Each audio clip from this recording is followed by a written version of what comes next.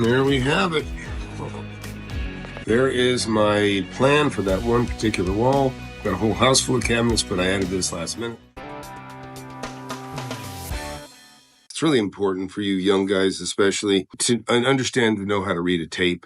You know, a lot of you guys can't even read. I mean, a lot of the country can't read, and they're told they should be able to go to college, when the fact is, even if they went to college, it'd be useless because they can't read.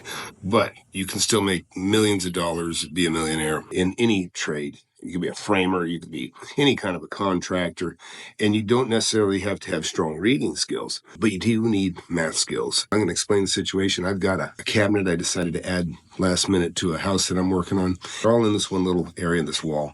And so I got to get this drawn up real quick to give the cabinet maker an idea.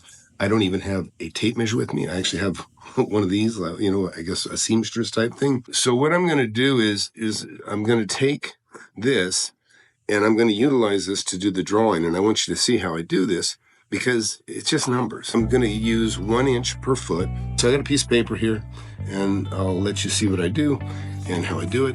I mean, normally I'd do it on the computer, but I used to just do this with a ruler, a tri-ruler, and I might do it at 3/4 scale. This is going to be 1 inch scale.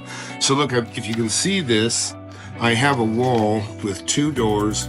I've got 108 inches between the 2 doors, but I have the light switch here that takes about 7 inches to clear. I'll try to keep them even, so I'll probably just subtract 16. I'll go 8 and 8.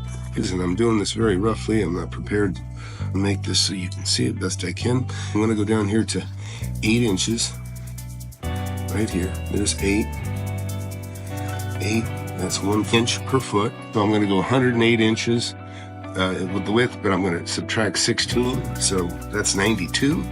So I'll go 92 inches. So I'm going to go a little over 1/4 inch, and now I know that that represents 92.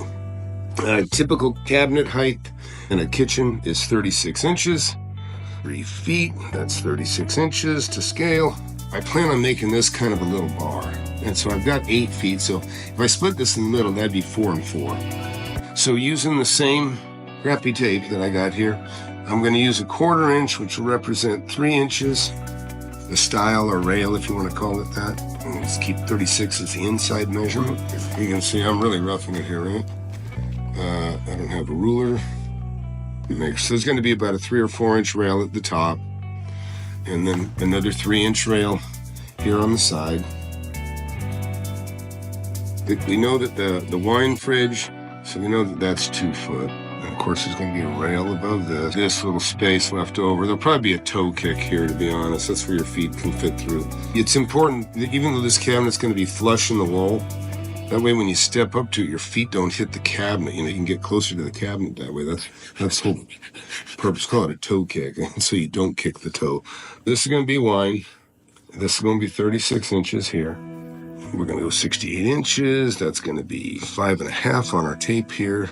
Put a pair of doors right here. This will be a pair of doors.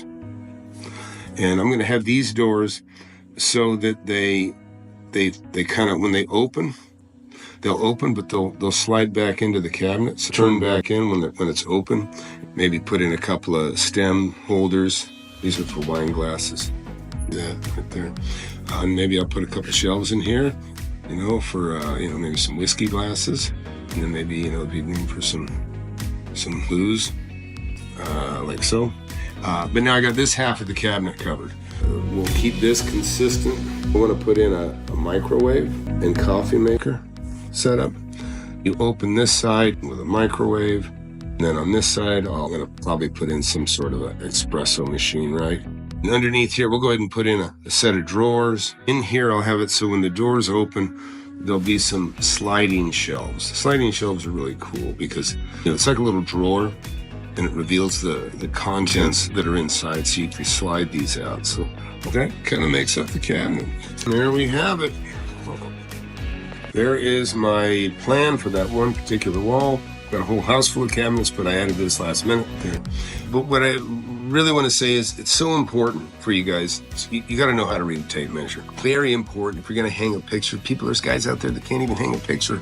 Listen, get yourself a ruler or a tape and understand it. Understand how it works. And understand this too. If you can't read well, if you're not a good reader, I've seen many millionaires that can barely spell. learn a tape, learn a skill, and your whole world will open up. Those of you guys that are, think you got to either flip burgers or you're not smart enough to do anything else, listen, get a tape, get a hammer, and you can be a carpenter, you can be a concrete guy, you can do a lot of different things to make a lot of money. And that's where I'll leave this. And hit that like button, hit that subscribe button. Been investing in real estate for 42 years. That's really what I'm good at. And those of you watching, you can too. Don't think for a second you can't. You want to learn how to make millions of dollars in real estate? I've made tens of millions over my lifetime, and I'm showing people how to do it. Get in my free webinar. I have it every Thursday, 7 p.m. Central. Go to the link below, flipanythingusa.com/webinar. Sign up for it. You can talk to me face to face if you want. Don't waste any time. Hit that subscribe button, hit that like button. You don't want to miss my channel. I've been doing it for years.